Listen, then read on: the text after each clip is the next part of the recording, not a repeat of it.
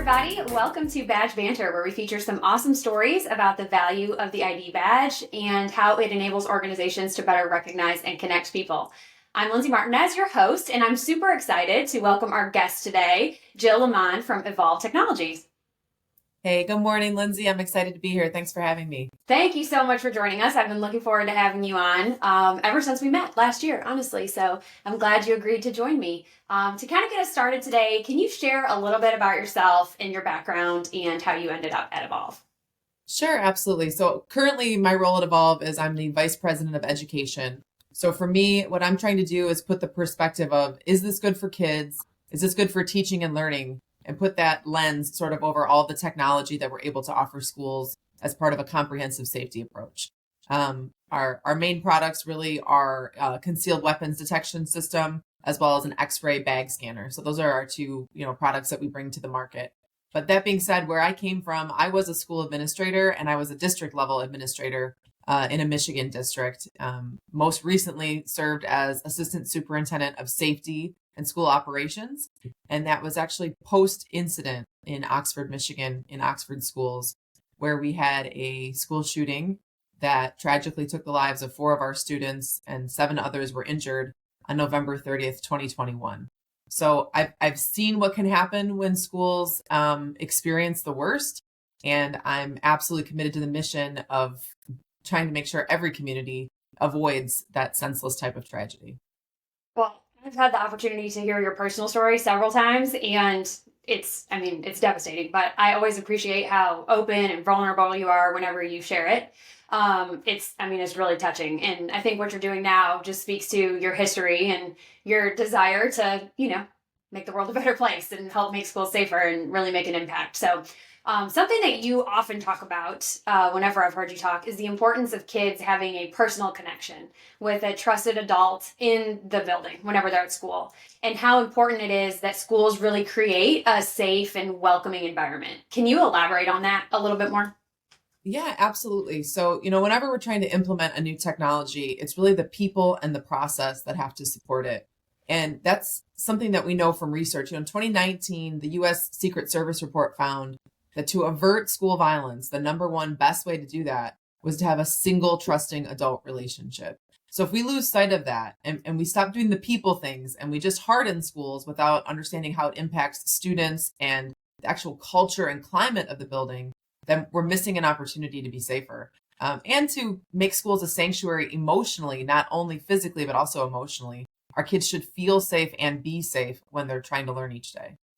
And so, whenever I'm able to go into school communities, that's what we talk about. We talk about what are the great things that you're already doing for kids? What are the ways that you're connecting with them and you're getting to know them, their interests, their families, their home life? How do you translate that into a safer building? Because it really is a big part, maybe the biggest part of a school safety plan, are adult connections.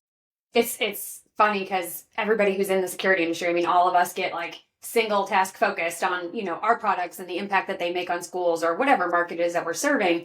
But then when you take a step back and you think about it, you're like, all right, but what about this on a personal level? And how does this impact the way kids are feeling and the way that the staff is feeling when they're coming into the building? And that's this almost intangible thing that we kind of take for granted. And every time you talk, it really resonates with me because it parallels so much messaging that we put out there and what we're constantly saying about our approach to the photo ID. And I always feel when we're looking at badging, people are focused on the utility of the card itself. So it's a means to an end. So you're using it for something to track attendance or open a door.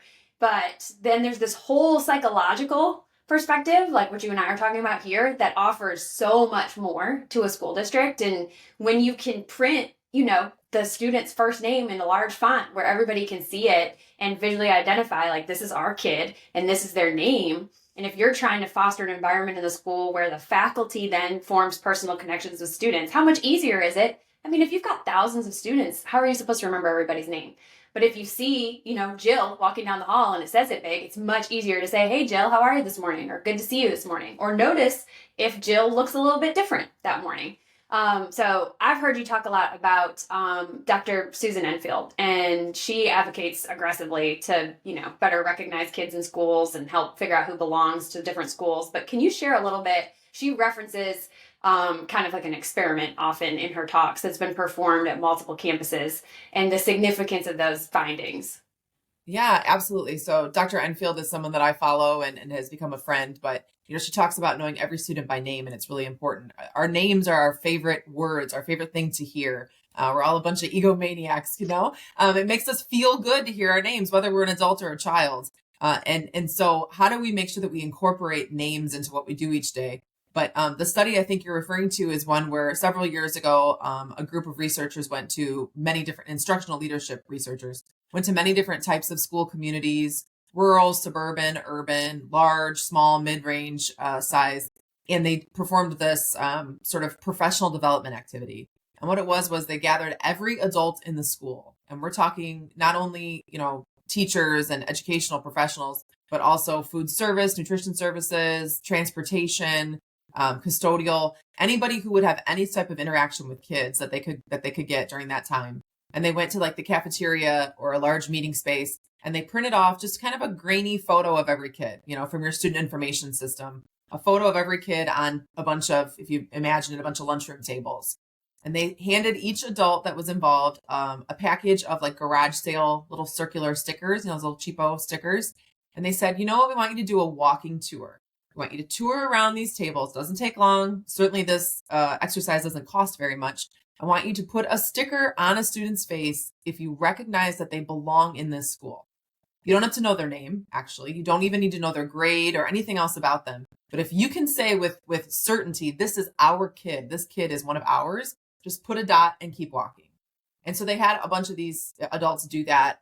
And in all of these different communities, they found pretty significant data that, a large majority of students did have stickers. But in all schools, regardless of the size and regardless of the type of community they were in or socioeconomic statuses or demographics, there was always this group of students that had no stickers.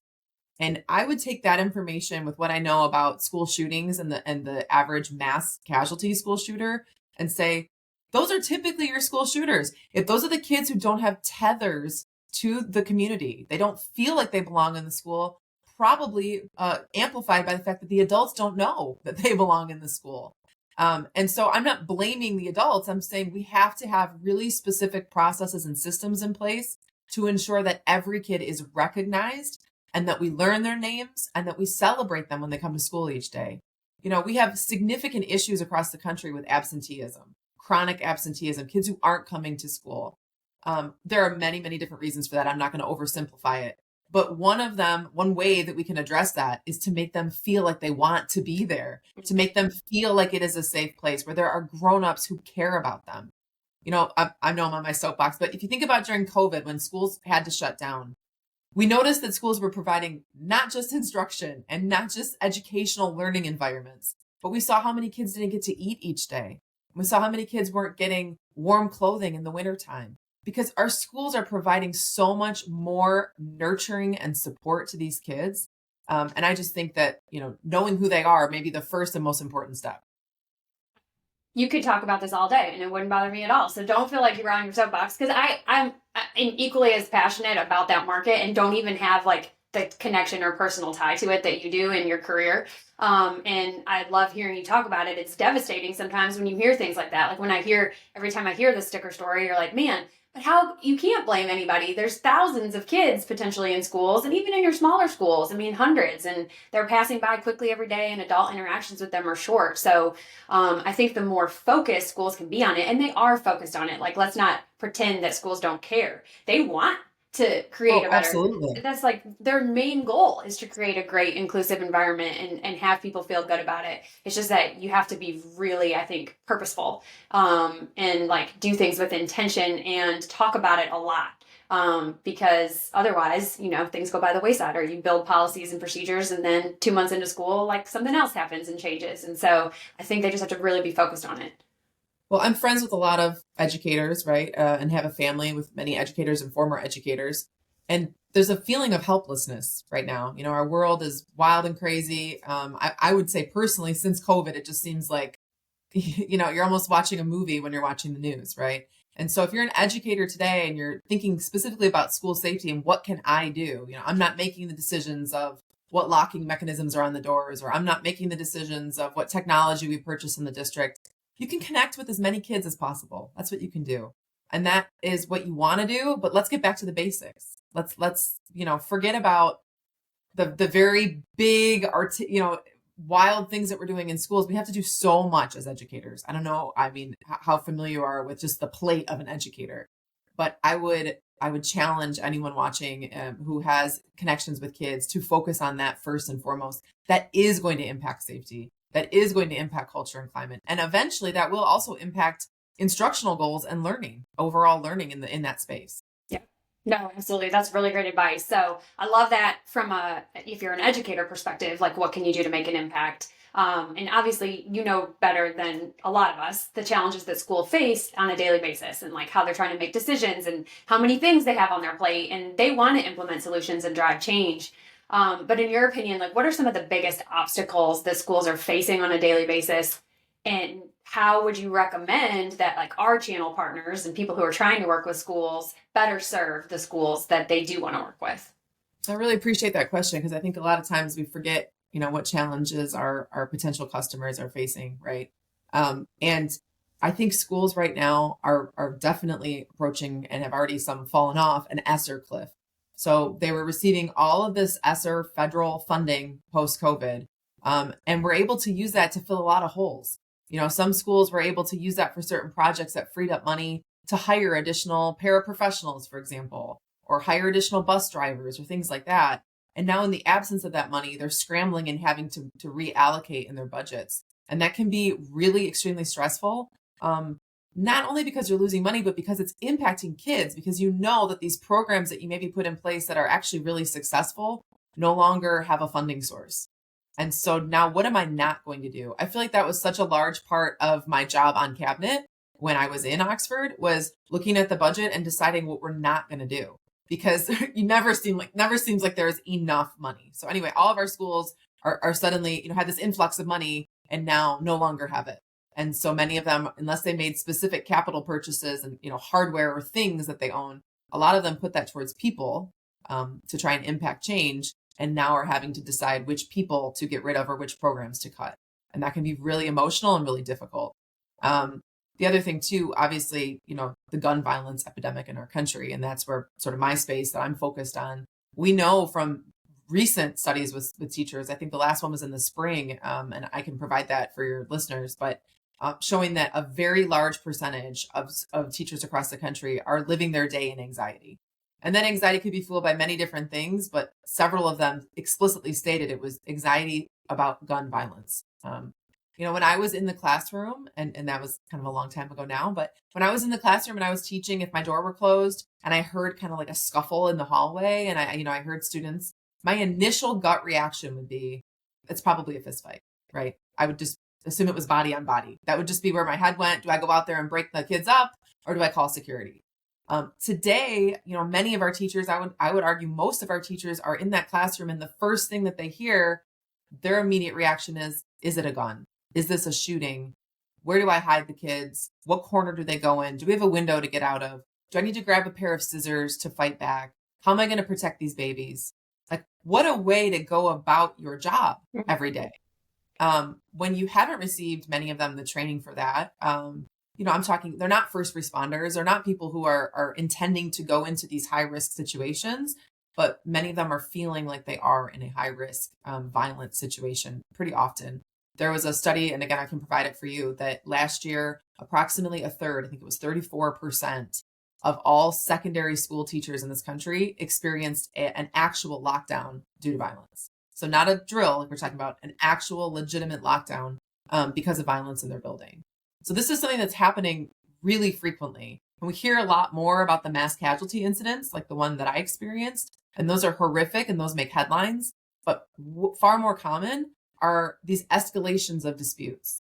So what's happening is a middle school or high school student whose brain isn't fully developed, who doesn't have great decision-making skills, who's put into a stressful situation that probably would have been a fist fight, has access to a weapon in their backpack or on their person and uses it. or even brandishes it to try and scare the other student. And these are really terrifying incidents for all of their classmates and all of the staff. And that leads me to the final thing, which is related, which is shortages of people. We don't have enough educational professionals that are in the pipeline even to fill the many vacancies across the country. If you look at the schools in your area and just look at what jobs are posted, there are so many vacancies across the United States for a variety of reasons that we don't have time to get into. One of them potentially being this anxiety about violence. I think about how much a teacher has to deal with on a daily basis. I'm like cognizant of it anytime I email my daughter's teacher, and I'm like, okay, wait, like, are we really going to ask her this question? Do I need the answer to this? Because like, I just think about how much they have to deal with just in teaching and in dealing with a class of students, third graders, sixth graders, whatever grade it is they teach. And then you add this anxiety into it, and worrying about your safety. Like I'm fortunate. I don't come to work every day and worry that if I hear something going on in the hall, it's like a violent incident occurring. And I can't even imagine like the psychological toll and just the anxiety that you would feel. But then, we do want more teachers. So how do you recruit them to come work in this environment? It's brutal. So I appreciate you speaking to it and shedding some light on it. I think that if you don't live in that world, sometimes it's easy to take for granted how much teachers and educators do for our kids and our communities. Well, one thing that I really urge district leaders to think about is how do you bring the teacher's voice and the ancillary staff voice into safety planning? These individuals are interacting with the students every day. They know our kids. You talk to a principal. Any principal I've ever met feels such ownership over their school community, over their kids and their families. They know their people. How do you bring that knowledge into safety planning in a way that's really constructive and helps people at the top who are making the decisions with that budget to understand what the schools really need? And again, they already are so busy. They're already doing so much. You only have typically 1 or maybe 2 prep periods during a day that you're using to quickly prepare for your other classes. Are we going to require them to come after school for more meetings, or before school? So I understand the balance there. But I think inviting in the teacher's voice and assigning value to educators and what they have to bring to the safety planning table, so to speak, is really important and is often missed. Many times for positive reasons, because we're trying to spare them that time suck, right? Like, we don't have time for this. I don't want to add another thing. I think that I know many of our teachers are passionate about safety and could and should be part of those conversations in a way that's systematic, that we never lose that voice. I appreciate that. That's a great point. Before we kind of wrap up some of my questions for you, I know you're really involved in multiple organizations, but one of them you're really passionate about is Zero Now. Can you kind of tell our listeners a little bit about Zero Now if they're interested in learning more about it, where they can go find some information? Yeah, I appreciate that. Zero Now is a nonprofit organization, and it's not only school leaders and individuals from the security world, but it's also, technology providers as well. And so it's sort of an ecosystem to try and get to 0 school shootings urgently right now. And we have the Path to Safer Schools. And that idea is no matter where you are as a school district right now, no matter where you are in your safety path, you could always take another step. So whether you're very early in that, securing vestibules and just putting in, video phones, or you're all the way to advanced weapons detection where I'm at, with my technology, wherever you're at, we want to help bring you a step further. And there are a lot of resources, free resources to help people do that. And really also trying to just advocate for change the way we think about school safety. It isn't a thing. It isn't like you're going to put in one technology and you figured it out. Now we're safe. It doesn't work like that. It's a layered approach. And so how do you make sure that each layer is actually functioning optimally with the other layers and they're integrated and they're working together to keep your buildings and your campuses safer? It's not an easy thing to do. And speaking as someone who went to school for English, and I have an English degree and an MBA, I never imagined that I would be doing safety planning in my district role. And when I was in that district role, it was one of so many other things that I was asked to do. So one other, tenet sort of the Zero Now community is we really believe there should be a dedicated school safety director. And ideally that person would report to the superintendent or be a part of cabinet in some way so that voice is never lost. And many districts, school safety sits in multiple departments, which was the case for me. You have a piece of this, you have a piece of this. Until I was assigned safety post-incident, safety was in multiple different departments. And that really is not the best way to function as a school district. So Zero Now, check us out online. It's a large group. It's getting larger. It's exciting. And we're trying to get as many school administrators and school teachers and school board members involved as possible to make sure that all perspectives are at the table to urgently solve this issue of school gun violence. Oh, I love that. I love what you're doing. I love your messaging. I love how much of what you say parallels what we say on a daily basis. You and I could go on like a whole tour all over the country and share similar messaging with totally different vantage points. I mean, obviously we sell very different solutions, but I think at the end of the day, like, you're right. It's about having a layered approach and really considering the needs of the school that you're trying to work with and trying to come up with a solution and understand that they can't do everything that they want to do necessarily. And being flexible. I'm sorry to interrupt you. One of the best things that I ever saw, one of the reasons I actually ended up coming ultimately to the company I'm at now, is because I watched a sales pitch. I watched sort of, to try and learn more about them. And I heard a sales executive say, I don't think you're ready for us. I think there are other ways for you to spend your money that would have bigger impact right now. And to have that kind of integrity in the process, and I know that's the case with Badge Pass, I know that's the case with several of our partners that you and I both work with, that to me is like the number one indicator of whether or not you should work with a technology company. Are they willing to tell you there are better ways to spend your money? Your kids and your people could be safer sooner if you do something else. And when you're ready for me, let me know. I think there has to be that integrity in the process. And that's missing from too many of our competitors, my friend. Yeah. You're not wrong. I do love that. So great point.